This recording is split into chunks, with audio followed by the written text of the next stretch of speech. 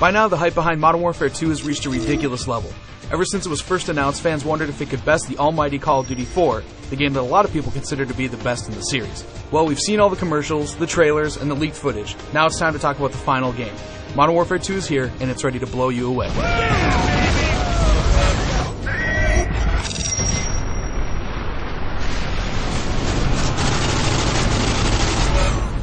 Let's get one thing out of the way first. This game is gorgeous.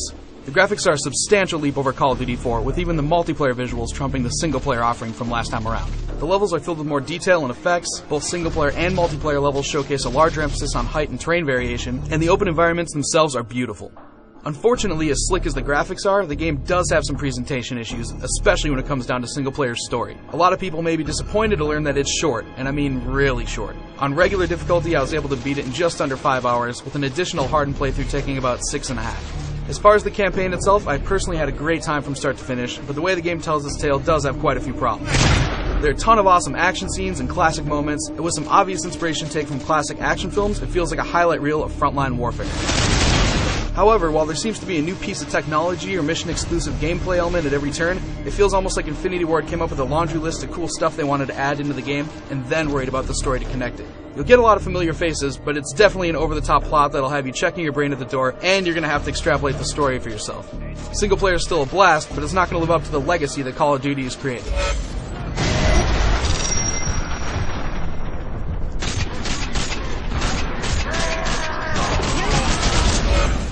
When you get down to it, this is the same great Call of Duty gameplay you know and love.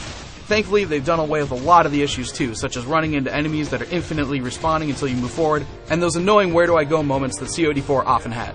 Your computer-controlled comrades can still be a little dumb at times, blocking your way through a door or cutting off your line of sight, but that's still a pretty small complaint. Most of the AI, both enemy and friendly, is much more improved over the last Modern Warfare. Single player may be short, but Spec Ops is an awesome mode. There are basically 23 standalone missions that can be played in single-player or co-op, though I definitely recommend finding a friend. 80% of these missions are actually inspired from the single-player campaign, but there are a couple co-op-only missions that are particularly cool. One mission will have a player piloting the AC-130 in the sky while escorting his buddy through a military outpost during nightfall, and it's epic to say the least. Infinity Ward has also confirmed that new Spec Ops missions will be available via DLC, so there's a lot of potential for expansion in this mode.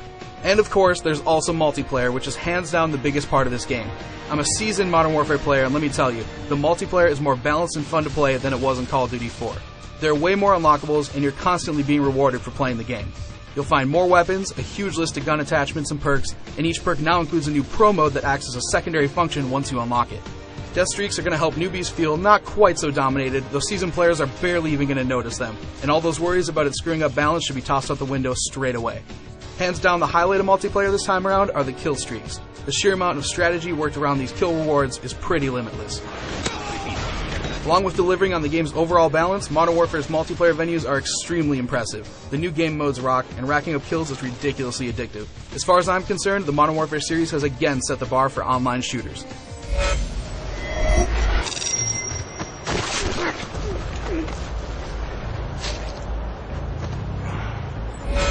When you look at the total package, Call of Duty Modern Warfare 2 is an awesome experience all around. Multiplayer is a serious improvement over the already impressive COD4 design, Spec Ops allows for some great co-op action, and the single-player campaign is filled with some very entertaining scenarios, despite the fact that more work needs to be done on storytelling and developing the franchise's cast. If you're grabbing Modern Warfare 2 as a single-player package only, you've been forewarned. For everyone else, Infinity Ward's latest epic is a must-own offering. To see more on Modern Warfare 2 and to check out my full written review, head on over to IGN.com.